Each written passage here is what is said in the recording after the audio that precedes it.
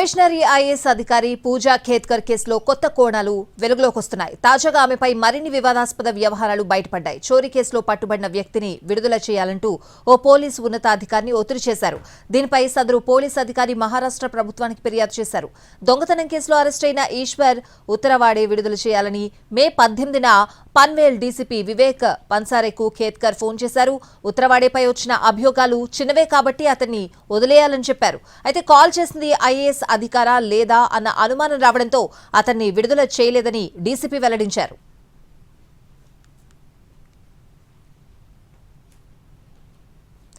అడ్డగోలుగా అధికార దుర్వినియోగంతో trainee IAS పూజా ఖేత్కర్ మరిన్ని చిక్కుల్లో పడ్డారు. ఆమె తల్లి ఓ వ్యక్తిని తుపాకీతో బెదిరించిన వీడియో తాజాగా వెలుగులోకి వచ్చింది.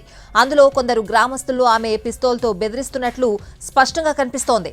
తొలుత పూజా ఖేత్కర్ తల్లి తుపాకీ పట్టుకుని గ్రామస్తుల వద్దకు దూసుకొచ్చింది. కెమెరా చూడగానే భూపత్రాలను చూపించండి, డాక్యుమెంట్స్ తన పేరుతో ఉన్నాయని వ్యాఖ్యానించారు.